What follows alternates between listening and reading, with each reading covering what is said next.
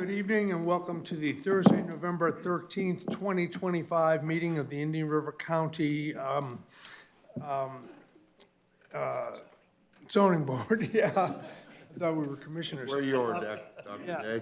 We'll call this meeting to order and stand for the Pledge of Allegiance, please. Pledge allegiance to the flag.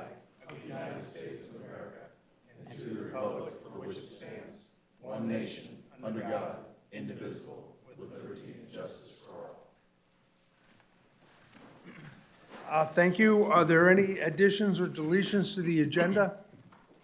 Nope, none. We have two sets of minutes that need to be approved. The first is the minutes from the September 25th, 2025 meeting. Motion to approve. Motion to approve. Second. All in favor? Aye. Opposed? The second set of minutes is the October 9th, 2025 meeting. Motion to approve. Second. Second. All in favor? Aye. Any opposed? Very good. We've got four agenda items tonight. The first agenda item is a item that is on consent. Would any of the commissioners like to take it off consent for discussion? No? Would anybody from the public like to speak on the first pineapple preserve? No? So I guess we'll call for a motion.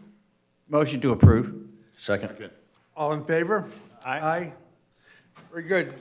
The second item is not on consent, and that is the Sunbelt Rentals. It's a request for a major site plan approval for an equipment rental and leasing facility to be known as Sunbelt Rentals. Vero Beach West Business Park LLC is the owner. MBV Engineering Incorporated, the agent. This is located west of 98th Avenue, south of State Road 60, and north of 18th Street. The zoning designations are CG, General Commercial, and IL, Light Industrial. Land use designation is CI, Commercial Industrial.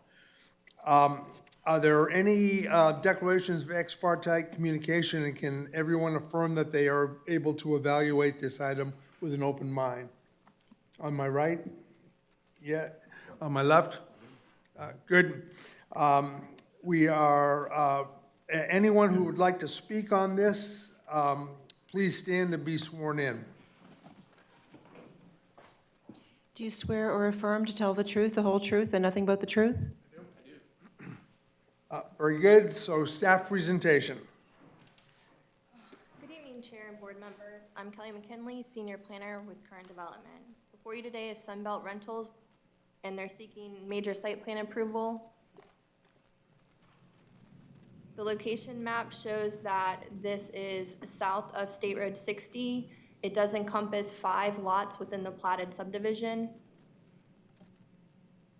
This is the aerial. From this slide forward, due north will be pointing to the right, just for your awareness. This shows the 1-story building and then the access via Enterprise Road. This is the major site plan. Currently, they'll have a full access driveway connection to Enterprise Road, as well as 3 gated driveway aprons that will provide access for them to move equipment from the maintenance area within the stabilized portion of the project. The stormwater plan is utilizing a master stormwater management system that is within the overall part of the platted subdivision, which is Vero West Business Park. They're using interconnected systems of pipes as well as stormwater drains to direct runoff. The project has a 15-foot thoroughfare buffer road plan on the north side of the project. There is also a 15-foot local road buffer along Enterprise Road, which is the western buffer. And then the east and the southern buffer have a 5-foot perimeter landscape buffer as well. Staff recommends that PZC grant major staff site plan approval for Sunbelt Rentals with the following conditions. Recorded unity of title legally combining lots 21 through 25 within the Vero West Business Park subdivision. Complete final landscape as well as the buffer plan. finalize street design and installation, external sidewalks design and installation as well. Thank you. Thank you, Kelly. Are there any commissioner questions on my right for staff? Any commissioner questions on my left for staff? I've got one, Mr. Chairman. Kelly, going back to the landscape, Yes, sir. and I know it's 15 foot. Does that have any kind of berm to it, or is it just a flat 15 foot? We have shrubs and trees and, I believe kinda- there's a berm, and I think it's a 3-foot berm with landscaping. Okay. Just for your awareness, there is an additional landscaping that is being provided okay. For the State Road 60 as part of the overall subdivision requirements as Excellent. well. That's all I want. If I may, just really quick. Kelly, this one, the particular applicant is the Sunbelt Rentals, correct? Yes, ma'am. Okay, and I see that one of the requirements is for a unity of title. Has the title been changed from the prior owner since this was just platted last week to Sunbelt Rentals? Yes, ma'am. The Mylar was recorded yesterday, and then I do have a copy of the executed and recorded unity of title that was done yesterday. Okay, So that condition has already been met? It has been. Okay. okay, thank you. I just had one question. Yes, I sir. noticed that the main entrance is fairly close to State Route 60 off of Enterprise. Is there any concerns of stacking or anything coming in with a rental? I mean, that's in and out traffic a little more so than some other places. So I just wondered, did that meet all of our codes and standards to be at that particular place? Yes, sir. Mr. Chair, if I could, for the record, Ryan Sweeney is Acting Planning Development Services Director. Yeah, traffic engineering reviewed and approved the layout. The trip gen associated with this is actually really, really low. Okay. Yeah, I get the large equipment, but they'll more than likely utilize the secondary driveways to move slow, large turning equipment in and out. But the primary driveway is more for customer vehicles, just passenger vehicles. Perfect, thank you very much. Thank you. I'm not familiar with this method of stormwater management. Where does the water go? It's part of the larger subdivision. We don't have a graphic, but this is as recently as yesterday, newly platted commercial and industrial subdivision. So there are already existing stormwater ponds. Okay. So on-site is basically just collection and conveyance, but it does go into a larger system. And it runs underground to those systems? Correct, under the road to the ponds. And so will there be sewers along the road or along Well, your so water driveway? and sewer is separate, yeah, those are pressurized systems, but the stormwater is gravity, and it's already But in it there. goes into grates, Correct, into underground and then into the whole, okay. into the pond, that's correct. And what is the ground cover where to the left, to the south, what is that ground cover? I mean, it's designated. It's stabilized like crushed shell and rock. Okay. All right. So the it's- dark- It's pervious. It's semi-pervious. Semi-pervious? The dark gray is asphalt, the stuff further to the south, left of your screen, but south is stabilized. Okay, thank you. Any other commissioner questions? Anyone from the public wish to speak on this? Okay, just pick a microphone, come on up, state your name and your address. My name is Parker Hudson. I'm with Moffett Properties. We're the developer of this project. I believe we sent in a short presentation. I don't know if now is the time to pull that up. I can just do a quick introduction of the job and us. So like I said, my name is Parker Hudson with Moffett Properties. We are the developer. We've partnered with Mr. Putnam on this project. He is the owner and will retain ownership of this parcel. You've seen this information here. It's currently vacant. And to answer your question, Mr. Day, you can see the stormwater ponds that are already in place in this park. You can go next. So just a quick introduction about Sunbelt Rentals. They're one of the largest equipment rental companies in the country. They have over 1,200 locations with 13 divisions and 4 major divisions. This one being a general tools and AWP division. They've committed 10 years to Vero Beach with over $8 million commitment. Go next, please. These are just a few Locations around the area, you can see they do have a current division in Vero Beach already. They will be relocating some of that business to this new site, but will also retain that current site that they're in now. Like I said, 1,200 plus locations with over 18,000 plus employees in the country. This is a site rendering of the property. You can see, State Road there, the building, parking lots, and the gravel storage yard in the rear. Next, please.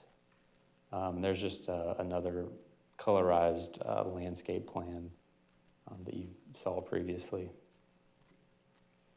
And some building elevations with landscape. There's a front and side elevations.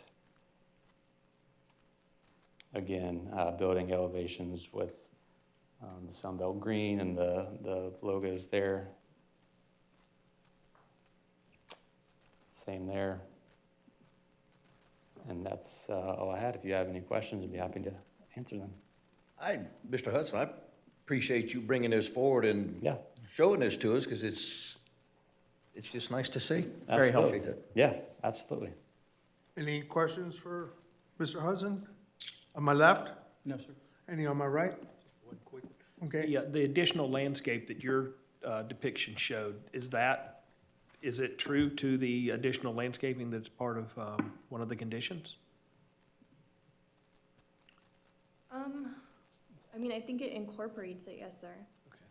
It should be very similar. I feel like there is more landscaping that will be along State Road 60 than they necessarily show. But the foundation planning, it looks very similar, as well as the landscaping along Enterprise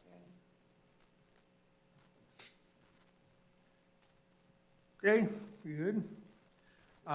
Thank you. Yeah, thank you. Mr. Hudson, for your presentation. Are there any other questions? Call for motion. Move for motion, staff recommendation. Second. All in favor? Aye. Any opposed? Good enough. It passes unanimously. The next two agenda items are public hearings. The first is Baston rezoning, and it's Gladys Baston's request to rezone approximately 1.5 acres from A1 Agricultural District to RS6 Residential Single Family District. Are there any declarations of ex parte communications, and can everyone affirm that they can evaluate this with an open mind? On my left? None. Thank you. Good. On my right? No and yes.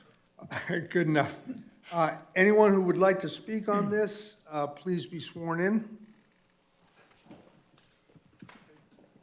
Do you swear or affirm to tell the truth, the whole truth, and nothing but the truth? Very good, and we'll have staff presentation. Hello, my name is Lawrence Andrews. I'm with Long Range Planning. Next to me, I have Patrick Murphy, Chief of Long Range Planning. Today's request is from Gladys Bastion, who's located on 7276 16th Street. Her request is to go from A1 Agriculture District to RS6 Single Family Residential.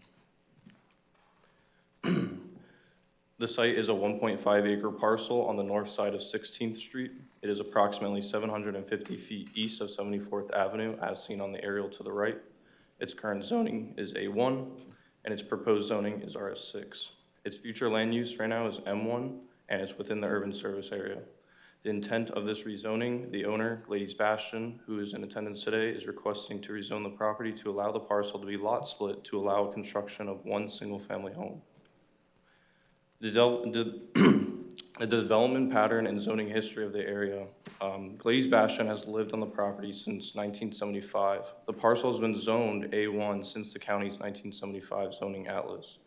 The property resides in the SR 60 corridor as defined in section 911.19 of IRC's land development regulations. Over the last 50 years, the corridor area surrounding the property has transitioned from farmland to mostly single-family subdivisions. As you can see on the right on the zoning map, I'll be going over each of the subdivisions and the time periods in which they've come up surrounding her property. Directly north of the subject property are 2 A1 zone lots with single-family homes also established in the 1970s.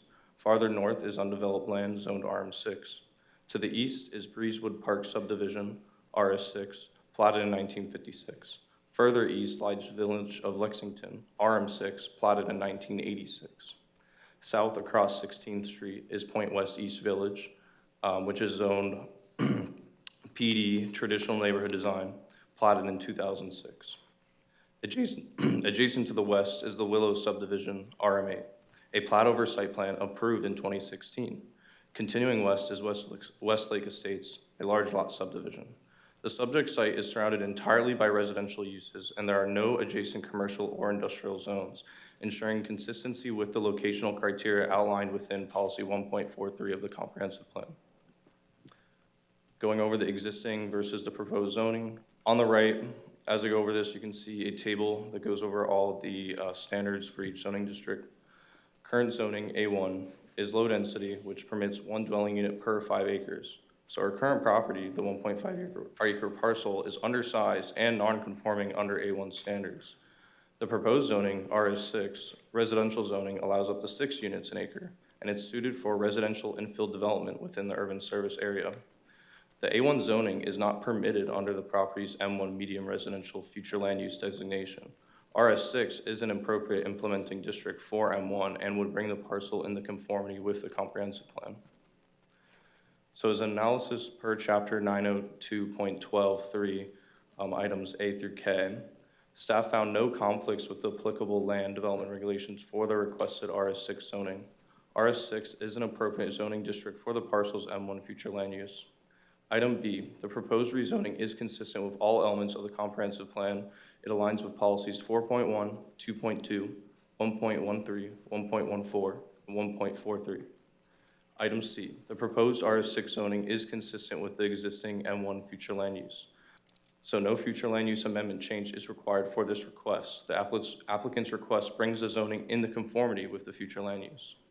Items D through K, staff has identified no inconsistencies with standards related to land suitability, lot configuration, access, services, environmental conditions, natural resources, compatibility, or compliance with county plans.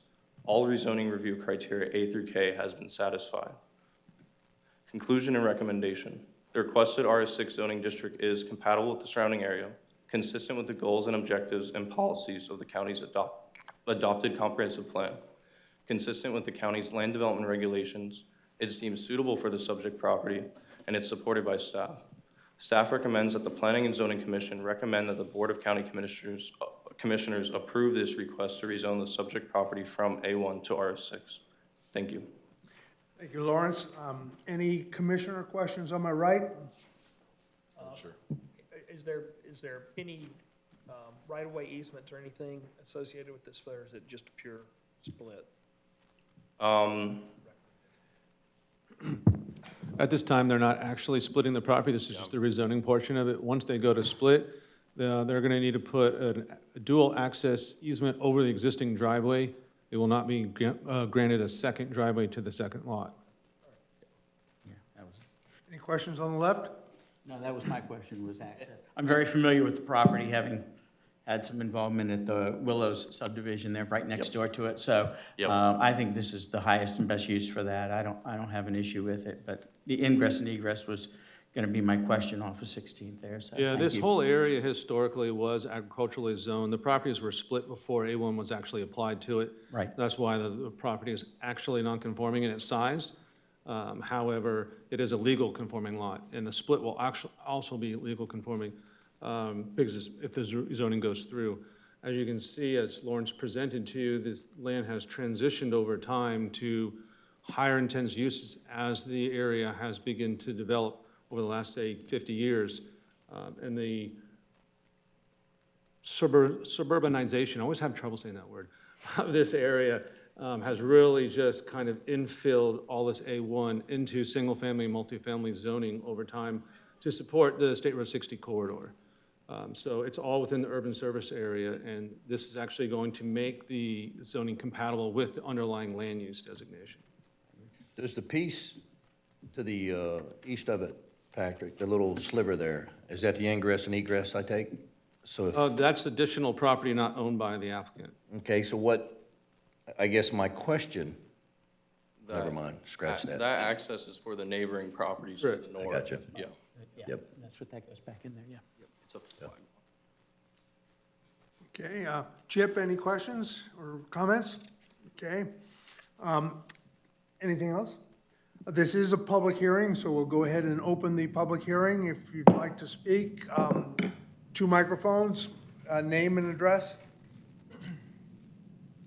No one? Good, we'll close the public hearing. And if there are no additional questions, call for motion. Move staff recommendation. I'll second. All in favor? Aye. Opposed? Good enough. Our second public hearing is Schwerin 510 LLC rezoning, and it's Schwerin 510 LLC's request to rezone approximately 1.04 acres from CL Limited Commercial District to CG General Commercial District. Are there any declarations of ex parte communications, and can you evaluate this with an open mind? On my left? No and yes. Okay, on my right? Lowther stole my words, but yes. Good enough. Staff presentation. Good evening. Today we have Schwerin 510 LLC's rezoning request to go from CL Limited Commercial District to CG General Commercial District. It is located on County Road 510, approximately 500 feet northeast of US Highway 1. The property size is 1.04 acres. Its current zoning is CL. Its proposed zoning is CG. Its future land use is CI Commercial Industrial. It's within the US 1 and CR 510 North Commercial Industrial Node. The intent of this rezoning, the owner, Schwerin 510 LLC, is requesting to rezone their property to establish consistent zoning across commonly owned parcels in the immediate area.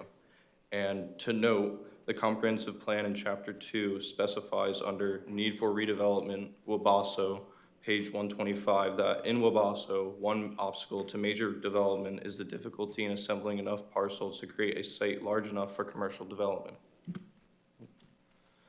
The development pattern and zoning history. The parcel zoning was originally implemented through the 1975 Indian River County Zoning Atlas and resides in the Wabasso corridor as defined in section 911.18 of Indian River County's land development regulations.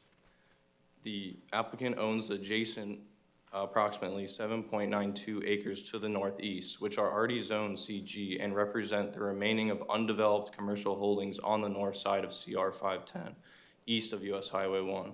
So as you can see on the zoning map to the right, the applicant owns all of those CG zone parcels on the north side of County Road 510. North of the applicant's CG zone holdings is RM6, multifamily residential developed with single-family homes and interspersed with undeveloped parcels. Northwest is the Coastal Community Church of Indian River. South, across County Road 510, is the recently approved Bridge Marketplace Shopping Center, which was approved in 2023 for development. To the southwest, CL zoning continues along CR 510 towards the US Highway 1 intersection where a mobile 7-Eleven convenience store and gas station anchors the corridor. The subject fronts a designated arterial road. It's situated near existing retail. 47th Avenue and 86th Street separate the RM6 zone lands, and the site is not adjacent to any industrial districts, ensuring consistency with the locational criteria outlined in policy 1.43 of the comprehensive plan. So going over the existing and proposed zoning, the current zoning, limited commercial zoning allows low intensity commercial and office uses. To the table on the right, you can see most of their standards of both CL and CG are very similar. Only difference is permitted uses. The proposed zoning CG general commercial allows a broader range of commercial uses, including more intensive retail, service, and restaurant use, aligning with the commercial redevelopment trends in the CR 510 corridor. Zoning and the future land use consistency, both the limited commercial and general commercial zoning districts are permitted and implementing zones under the property's CI, commercial industrial future land use designation.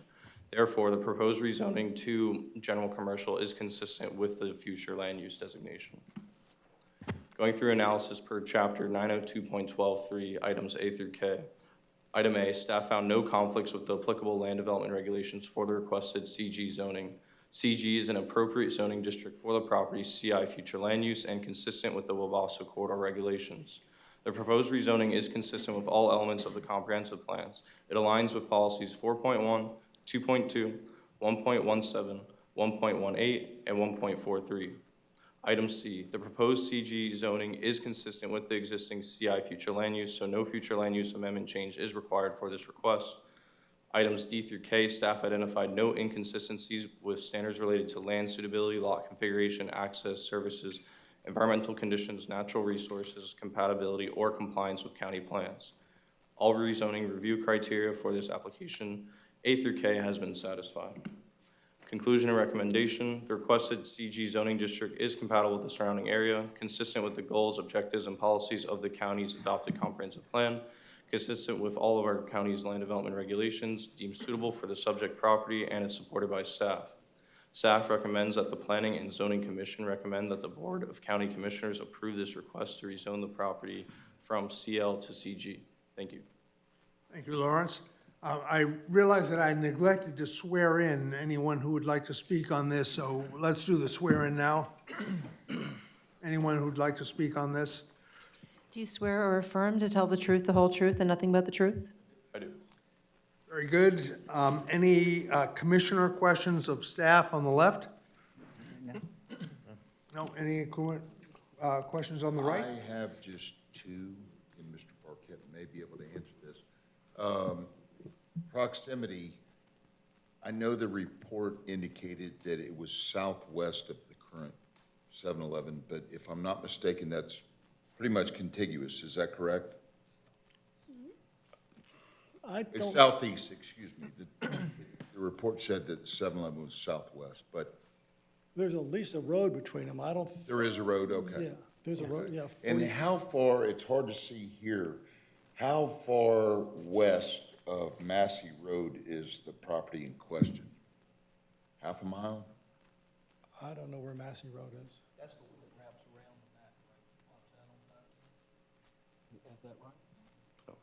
It's showing on the map here, there's just not a scale. I was just curious, because that is primarily all residential, but, anyway. Where is The Massey? 7-Eleven, as seen on the zoning map, you can see it fronts the corner. I think it's 44th is what it's legally. Okay. You good? Yes, sir. Okay, let's go ahead and open the, this is a public hearing. Let's go ahead and open the public hearing. And Counselor, you're already ready to go. Name, Well, I address? jumped up early, I'm sorry. Bruce Barquette, representing the applicant. I want to first thank Mr. Andrews. He prepared an excellent report and even found some comprehensive plan sections that I didn't even know we complied with, but it's consistent with the comprehensive plan. It's inside the urban service boundary. It's consistent with the Wabasso corridor plan. I don't have anything to add to the report unless you have any questions. Any questions on the right? Left? No, no questions? Thank you. Thank you. Anyone else wish to speak on this? We'll close the public hearing. Any additional questions? Call for motion? Motion to approve. All right, we've got two. Second. All in favor? Aye. Opposed? Passes unanimously.